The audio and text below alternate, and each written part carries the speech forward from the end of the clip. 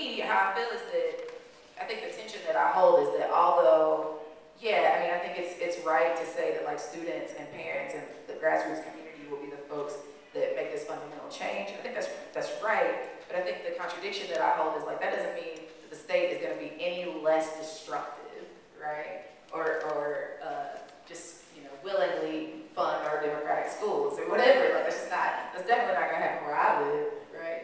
We're barely holding on to the public school we got, and so I feel that when thinking about how to implement the action of this change, right? Like, it's got to be more than just like who are the key players, especially when, at least where I live, the key players are being successfully pitted against each other by the state, right? You got the state telling teachers like the reason that your kids are failing is because their parents suck, right? And you've got parents telling teachers like it's y'all's responsibility to fix this SHIT, like do it. And then you've got students who are caught up in the crossfire who are like, man, like these teachers don't care, my parents don't have time for this, I'm checked out. I'm going to come up with alternative, mechanisms to educate myself, right? And that's either going to be through hustling, or that's going to be through, getting into organizing, which is in itself a hustle, and perpetuates a hustle by some folks, you know what I'm saying? So I feel like it's got to be deeper, and the conversations that we have need to be deeper, and we need to be spending more time actually having these conversations about action, because I think like the vision and equity and togetherness, like having that conversation is important, and we all have different concepts about what that means. And so that needs to get spelled out for sure, but actually, what's way more important to me than any of your ideologies is what you're gonna do when you leave this place. I was at the farmer a few weeks ago, and there was a sister from Chicago that said one of the chief problems with everything that we talk about is we never really acknowledge that the people that are doing the work want the benefits that the oppressor has. So in our communities, I think a lot of times we romanticize this idea of parents being involved, and students being involved, and teachers being involved, but the reality of it is they're largely still invested in the same system that oppresses them. They want the trees. So I don't necessarily think that this movement that we think will happen will be a mass movement. It will be a whole lot of small, semi-disconnected movements with a similar ideology that has to focus on improving conditions for children. And when we keep thinking that it's going to be a bunch of people in the streets, we never really do the work that we're capable of doing.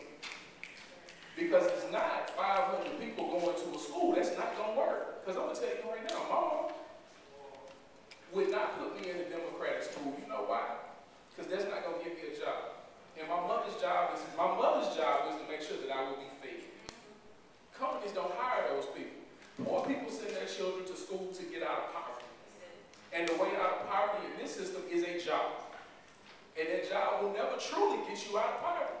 But that's the game. And we keep playing it because one day we think we're going to win. So when we talk in this way, I think we need to be real mindful of the students. That I have to be mindful of my experience with my students. My parents are undereducated. They have multiple children. They live in poverty. And they are not really connected to democratic ideology in schools. They want to see their children learn and become employed.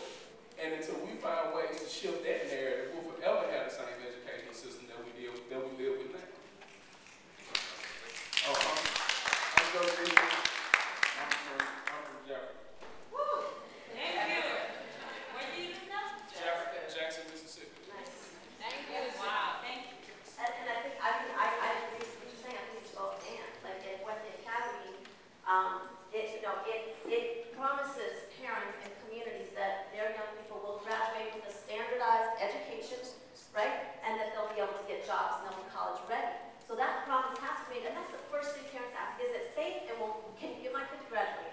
Yes, we can do that. We have to do that. And then we also do the power building, the leadership building, the empowerment, and conversations on the political level and raising consciousness. So it's a both and. So, I hope that my earlier comment didn't make it seem naive, like I'm naive, like live in the cloud, blah, blah, blah.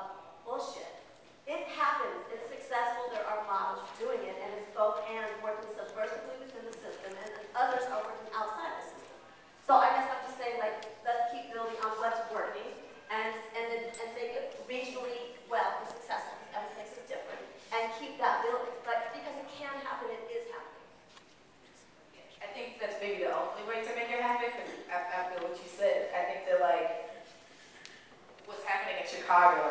York and, you know, these other places, like, aren't even necessarily, these models aren't necessarily just immediately replicable everywhere, right? Like, I think in one of the first coffee talks for this group, one of the sisters talked about like what it was like in Black communities in the South and like how different it is for us when we choose how we put our kids into school, right? And even the roles that we encourage them to take up through their schooling, right? Like it was during segregation in the South, it was a communal effort to educate each other, right? The schools are still segregated.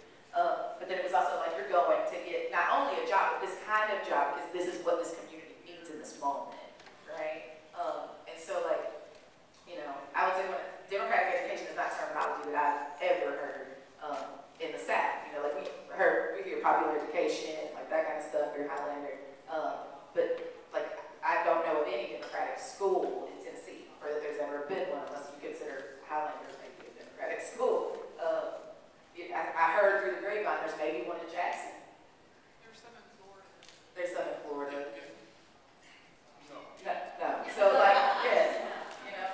So, and even then our infrastructure is so bad that like, even if we had that school, you know, what it would do. I think it's interesting to me what you said earlier about like why we have schools, because I think it's a very different experience, or it's historically been a different experience for my people. And I think that although there's a lot of truth in what you said, I think that in Tennessee, for example, I'll give you a concrete example. Governor of Tennessee is Republican, has Lincoln still, and known relatively as a moderate. I don't know what that means for the right. And he's been going around the state having these meetings about the future of higher education in Tennessee, right? Sounds great, except that the meetings were with administrators only, no faculty, no staff, no students. And the biggest business leaders in the state, right? So in Chattanooga, he meets with human resources at Volkswagen. He meets with Walker administrators, right? He meets with Blue Cross Blue Shield, the insurance company. He meets with Unum, the insurance company. And he literally says to them, the first question in that meeting to these business interests is, what do you want from public higher education? And they're like, we want workers. We want people with speech and reading comprehension. We want people who will be good shop floor workers at your community colleges, right?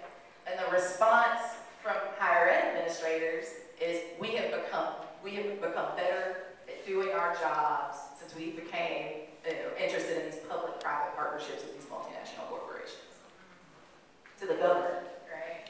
So although maybe in utopia in the South, schools were created just to give people places, or to get people educated, maybe liberatory in some ways, to get us out of the hood, right?